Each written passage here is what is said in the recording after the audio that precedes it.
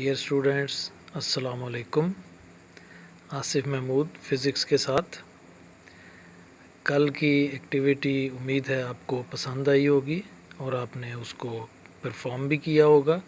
अगर आपने कोई एक्टिविटी की है तो उसकी कोई पिक्स जो हैं वो आप मुझे भेज सकते हैं। आज का हम शुरू करते हैं लेसन। आज हम नया चैप्टर शुरू करेंगे, चैप्टर नंबर 5, और ये चैप्टर है ग्रेविटेशन। ग्रेविटेशन से मुराद वो फोर्स है जिससे ज़मीन किसी चीज़ को अपनी तरफ खींचती है। तो इंग्लिश में हम ग्रेविटेशन से मुराद कशिश शकल लेते हैं, लेकिन फ़िज़िक्स में इसकी एक प्रॉपर डेफिनेशन है जिसको हम अभी डिस्कस भी करेंगे। तो ग्रेविटेशन के हवाले से आइज़क न्यूटन जो फिज़िसिस्ट था उसका बड़ा कंट्रीब्यूशन है। सबसे पहले ग्रेविटेशन का कॉन्सेप्ट न्यूटन ने ही दिया, और ये आप यकीनन पिछली क्लासेस में पढ़ चुके हैं कि उसका जो एक मशहूर वाक़या है कि वो एक दरख्त के नीचे बैठा हुआ था, जो जब ऊपर से सेब गिरा तो उसके जहन में ये तसव्वुर उभरा कि सेब नीचे ही क्यों गिरा है, जिससे उसने इस सवाल की खोज लगाई और उसने ग्रेविटेशन का जो कॉन्सेप्ट है वो दिया। तो इससे पहले कि न्यूटन ने ग्रेविटेशन के हवाले से जो कॉन्सेप्ट दिया जिसको हम लॉ ऑफ ग्रेविटेशन कहते हैं, तो हम ये देखें कि फ़ोर्स ऑफ ग्रेविटेशन है क्या चीज़। तो फोर्स ऑफ ग्रेविटेशन जो है ऐसी फोर्स है जिससे यूनिवर्स में कोई भी बॉडी दूसरी बॉडी को अपनी तरफ अट्रैक्ट करती है।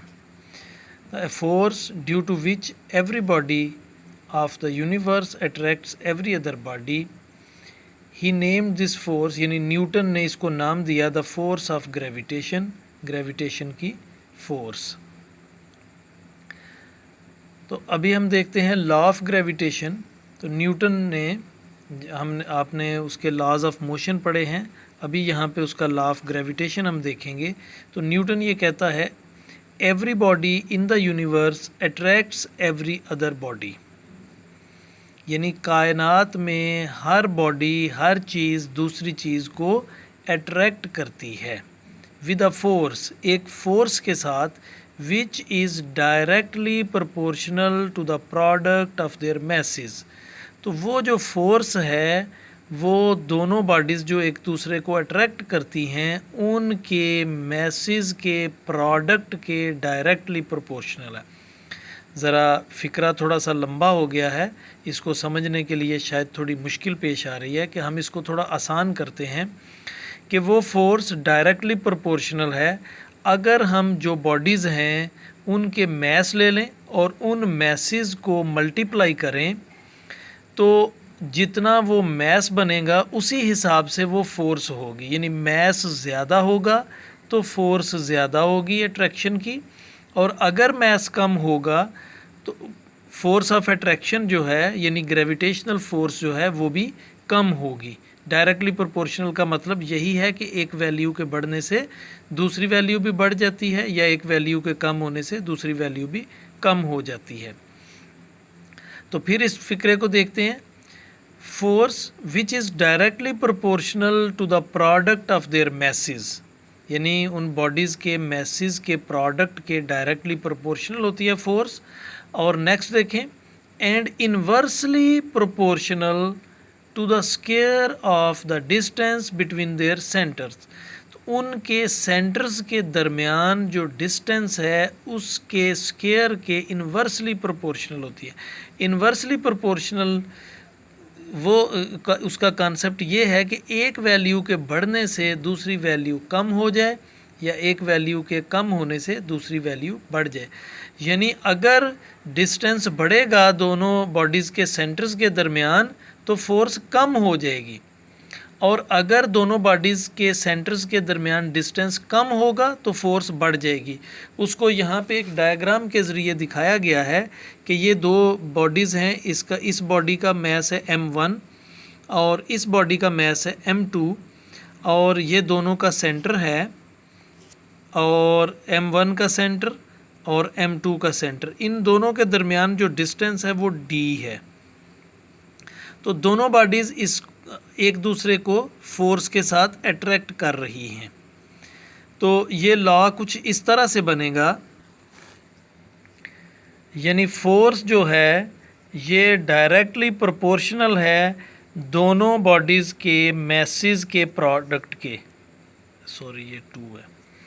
M1 और M2 दो मैसेज हैं, दोनों को मल्टीप्लाई करें तो जो भी इसका रिज़ल्ट आएगा उसके डायरेक्टली प्रोपोर्शनल है फोर्स ऑफ ग्रेविटेशन, और इन्वर्सली प्रोपोर्शनल है दोनों बॉडीज़ के सेंटर का जो सेंटर्स के दरमियान जो डिस्टेंस है उसके स्क्वायर के, ये उसके इन्वर्सली प्रोपोर्शनल है। अब अगर हम इन दोनों को कंबाइन करें तो ये हो जाएगा F is proportional to M1 M2 over D square. अब हमें पता है कि प्रोपोर्शनैलिटी के साइन को हम इक्वेशन में बदल सकते हैं, इक्वालिटी के साइन में, तो उसके लिए हमें एक कांस्टेंट लगाना पड़ता है। तो यहाँ हम लगाएंगे कांस्टेंट कैपिटल G, जिसको हम ग्रेविटेशनल कांस्टेंट या प्रोपोर्शनैलिटी, ये जो इसको कहते हैं यूनिवर्सल कांस्टेंट ऑफ ग्रेविटेशन भी कहते हैं इसको। तो ये इक्वेशन बन जाएगी F is equal to G M1 M2 over D square.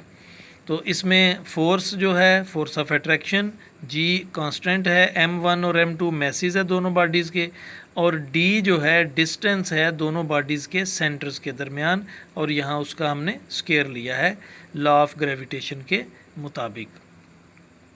तो G जो है ग्रेविटेशनल कांस्टेंट है, इसकी ऐसे यूनिट में एक वैल्यू है, वो वैल्यू है G is equal to 6.67 into 673 भी लिया जाता है, 6.673 into 10 raise to power -11 newton metre square पर किलोग्राम स्क्वायर। तो ये G की वैल्यू है जो आपको ज़ुबानी याद भी होनी चाहिए, क्योंकि न्यूमेरिकल्स में आपने इसको इस्तेमाल करना है। डियर स्टूडेंट्स, सवाल ये पैदा होता है कि अगर हर तमाम बॉडीज़ जो हैं यूनिवर्स में वो एक दूसरे को अट्रैक्ट कर रही हैं, तो फिर हमें ये फ़ोर्स महसूस नहीं होती एक दूसरे के हवाले से। तो उसका जवाब ये है कि ये फ़ोर्स की मिकदार जब बॉडीज़ आपस में अट्रैक्ट कर रही होती हैं तो ये बहुत ही थोड़ी होती है, जिसको हम महसूस नहीं करते, क्योंकि मैसेज जो हैं वो एक दूसरे के हवाले से बहुत ज़्यादा नहीं होते। लेकिन चूँकि ज़मीन का मैस बहुत बड़ा है, इसलिए ज़मीन जब किसी बॉडी को अट्रैक्ट करती है तो वो वाज़े तौर पे महसूस होती है।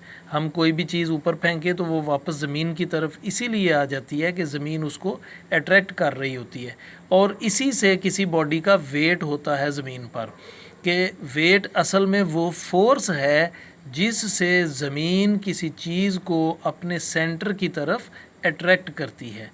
तो वेट से मुराद वो फोर्स है जिससे ज़मीन किसी चीज़ को अपनी तरफ अट्रैक्ट करती है।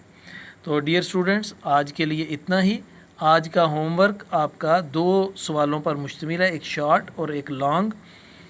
एक सवाल है what is meant by the force of gravitation, और दूसरा है explain Newton's law of gravitation.